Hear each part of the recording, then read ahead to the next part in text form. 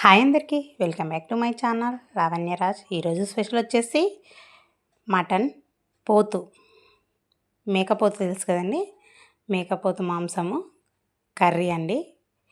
ఎలా చేసుకోవాలో రండి చూసేదాం. చాలా బాగుంటుందండి టేస్ట్ అయితే. చపాతీలోకి, రైస్లోకి, దేంట్లోకైనా చాలా పర్ఫెక్ట్ టేస్ట్. రండి ఎలా చేసుకోవాలో చూసేద్దాం. ఇది మటన్ మేకపోతు మాంసం. చూడండి, మేకపోతు మాంసం అనేది చాలా గట్టిగా మంచిగా ఉంటుందండి. చూస్తేనే ఎంతో బాగా అనిపిస్తుంది మాంసం. రండి ఎలా చేసుకోవాలో చూసేద్దాం. ఇప్పుడు ఆనియన్, పచ్చిమిర్చి, పుదీనా, కొబ్బరి, అలాగే అల్లం వెల్లుల్లి పేస్ట్ అన్నిటినీ తీసేసుకుందాం. ఇప్పుడు స్టవ్ పైన ఒక కుక్కర్ పెట్టేసి కుక్కర్లోకి ఆయిల్ వేసుకుందాం. ఆయిల్ వేడెక్కిన తర్వాత ఆనియన్, పచ్చిమిర్చి, పుదీనా ముక్కలు కూడా వేసుకొని ఆయిల్లో ఫ్రై చేసుకుందాం.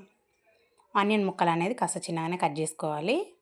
ఇలా ఆయిల్లో బాగా వేయించుకొని ఇప్పుడు ఒక స్పూన్ వరకు అల్లం వెల్లుల్లి పేస్ట్ని కూడా వేసుకొని ఫ్రై చేసుకుందాం. అల్లం వెల్లుల్లి పేస్ట్ ఫ్రై చేసుకొని అలాగే కొబ్బరి పొడిని కూడా వేసుకుందాం. ఆయిల్లో వేసేసి కొబ్బరి పొడిని కూడా కాస్త లైట్గా ఫ్రై చేసుకుందాం. ఇలా కలిపేసుకుంటూ ఫ్రై చేసుకోవాలి. కింద అడగంటకుండా కలుపుతూనే ఉండాలి. ఇప్పుడు టేస్ట్కి సరిపడా సాల్ట్ వేసుకుందాం. 1.5 స్పూన్ల వరకు సాల్ట్ వేసుకున్నాను.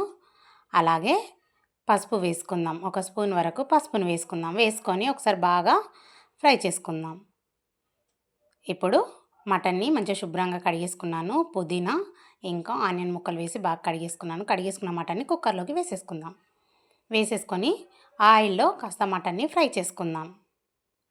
ఇది ఎలా వండినా చాలా టేస్టీగా ఉంటుంది. ఇలా సింపుల్గానే చేసేసుకోవాలి. ఇలా ఆయిల్లో బాగా ఫ్రై అయిన తర్వాత టేస్ట్కి సరిపడా కారం కూడా వేసుకుందాం. కారం వేసుకొని కాసేపు క్యాప్ పెట్టి ఉడకనిద్దాం. ఒక 5 నిమిషాల తర్వాత క్యాప్ ఓపెన్ చేసి ఇలా ముక్కలకు మొత్తంగా కారం పట్టుకునేలాగా బాగా ఫ్రై చేసుకుందాం. చూస్తున్నారు కదా, ఆయిల్లో మంచిగా ఫ్రై అయింది కదా. అయిన తర్వాత ఇప్పుడు నేను చూపిస్తున్న గ్లాస్ తోటి 3 గ్లాసుల వరకు అయితే వాటర్ వేసుకుందాం.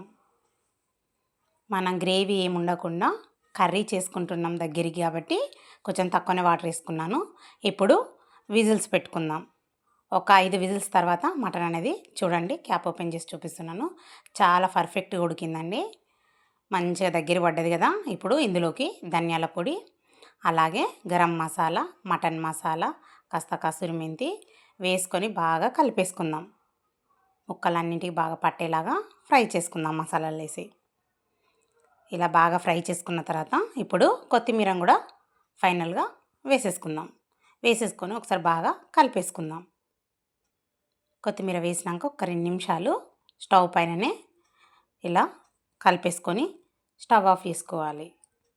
చూడండి, ఎంతో టేస్టీగా ఉండే మటన్ పోతు మాంసం చాలా బాగుంటుందండి. ఒక్కసారి అయితే ఇలా ట్రై చేయండి. ఎంతో టేస్టీగా ఉండే మేకపోతు మాంసం కర్రీ చాలా బాగుంటుంది. Okay friends, like, share, subscribe, comments please. Recipe అయితే ట్రై చేయండి. బాయ్.